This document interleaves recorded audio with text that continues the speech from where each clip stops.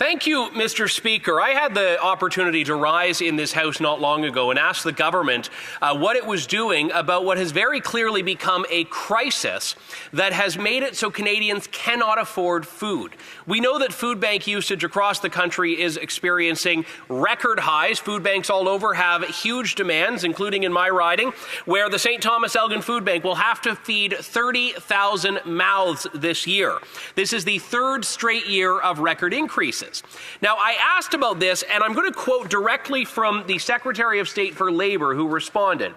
He said, "We are going to be building. We are building homes and building projects in the national interest with Canadian lumber, Canadian steel, and Canadian unionized workers." Now, I'm not sure what the affordability plan for groceries is, but I don't believe Canadians are going to be eating Canadian lumber. I don't believe Canadians are going to be eating Canadian steel, and I certainly hope they're not going to be eating Canadian unionized workers.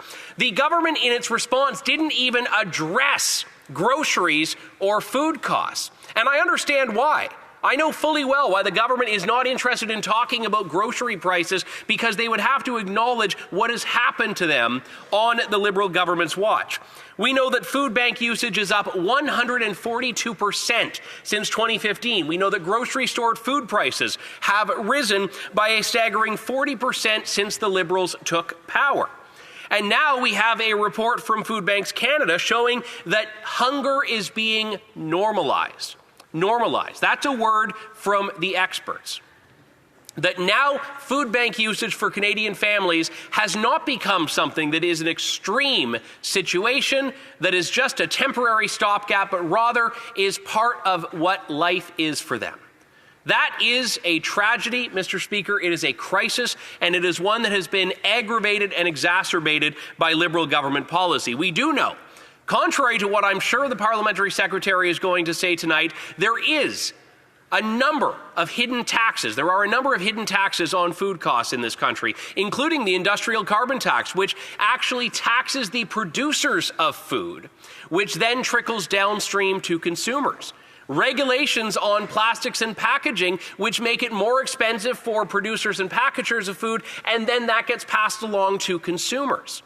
These are hidden taxes on groceries that, along with other inflationary measures, are driving up the costs for Canadians of buying groceries. I have heard from constituents who have had to make difficult choices from week to week about whether they fill up their car so they can get to work or whether they buy groceries. We know people are skipping meals because they cannot afford the grocery store hauls that they used to. Is this the new normal, Mr. Speaker? Is this what Canadians are going to be forced to contend with? Because we have not seen from the government anything resembling a plan. And in fact, when we talk about very real, very demonstrable driving factors that push up the cost of food, the Liberals try to gaslight Canadians and say they don't exist. They try to say there are no clean fuel standards that are making it more costly to move goods around. They're saying there are no costs to the packaging requirements. They are gaslighting Canadians, and in doing so, ignoring that they have access to mechanisms and solutions that we are happy to give them, that will make life more affordable for Canadians and will reduce the prices at the grocery store. So my question for the government is very simple. Will the Liberals stop their gaslighting and get serious about reducing the cost for Canadians at the grocery store? The Honourable Parliamentary Secretary to the Minister of Environment and Climate Change. Thank you very much, Mr. Speaker, and thank you to my colleague across the way. Faced with unjustified tariffs from the U.S. and shifting global supply chains, our new government is well aware of the affordability challenges facing Canadians. Though we have begun to see encouraging signs of stabilization, housing prices have gone up in recent years, and although Canada's inflation rate has been within the Bank of Canada's target rate for 21 consecutive months, we know that food inflation remains a concern as well. That is why our government is taking immediate action to address this cost of living crisis. Our goal is to bring down costs so Canadians can keep more of their paychecks and spend it where it matters most to them.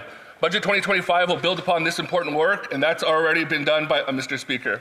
But as well, we all await the tabling of that historic document. Let me outline a few ways our government has already acted decisively to make life more affordable for Canadians. Amongst the first pieces of legislation introduced by our new government, Mr. Speaker, was Bill C-4, which delivered a middle-class tax cut to allow hardworking Canadians to keep more money in their pockets. I am proud to note that this tax cut will save a two-income family up to $840 in 2026, and going forward is expected to deliver over $27 billion in tax savings to Canadians over the next 5 years. This rate reduction will benefit Canadians across the country, and the bulk of the middle-class tax cut will go to those with incomes in the two lowest tax brackets, including nearly half to those in the first bracket, $57,375 and below in 2025. With this middle-class tax cut, the lowest marginal personal income tax rate was reduced from 15% to 14% effective July 1st, 2025. And now this tax cut is helping hardworking Canadians keep more of their paychecks to spend where it matters most. And that's not all, Mr. Speaker. This legislation, which I'm happy to announce finished clause-by-clause consideration at FINA earlier today, will also eliminate the GST for the first-time home buyers on new homes at up to and under $1 million, and lower the GST for first-time home buyers on new homes between $1 million and $1.5 million. Doing so will save Canadians up to $50,000, allowing more young people and families to enter the housing market and realize their dream of home ownership. Providing GST relief means Canadians will face lower upfront housing costs and keep more money in their pocket.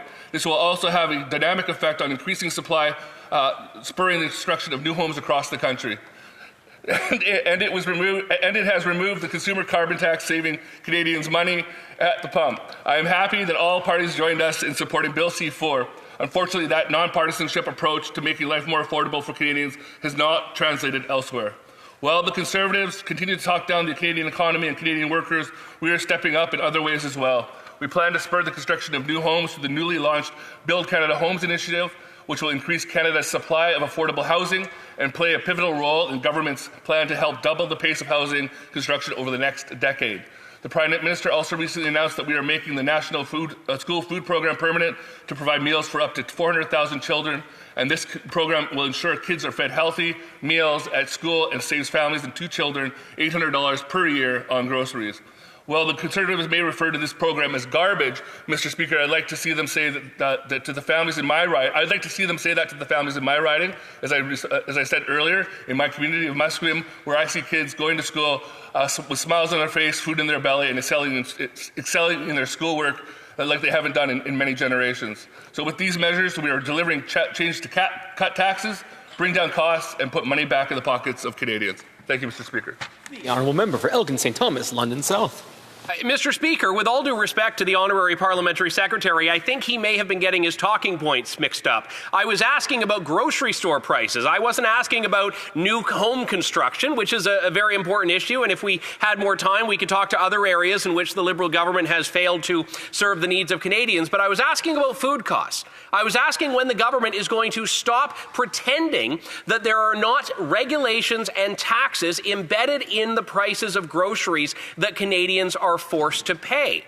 So this remains a live issue, but since the Parliamentary Secretary wants to talk about everything other than that, I'll latch on to one thing he mentioned, which was the school food program. I agree that no family should have to go without healthy, affordable, fresh food. Why is a school food program in the government's eyes necessary after 10 years of Liberals? The Honourable Parliamentary Secretary. Mr. Speaker, as Canadians, we take care of each other. It's a promise at the heart of who we are, and it goes back generations. From universal public health care to employment insurance to strong, stable funded pensions like the Canadian Pension Plan, there's always been an agreement that we will take care of our neighbours and when they are in need. Our government is laser focused on lowering costs and will continue to present serious solutions to ensure Canadians are better off. On November 4th, our colleague, the Minister of Finance and National Revenue, will present the federal budget. This budget will present the next steps in our plan to catalyze investment and build a united and strong economy, one that creates higher paying careers, raises incomes, and can withstand global shocks, and that will make us the strongest economy in the G7. Thank you, Mr. Speaker.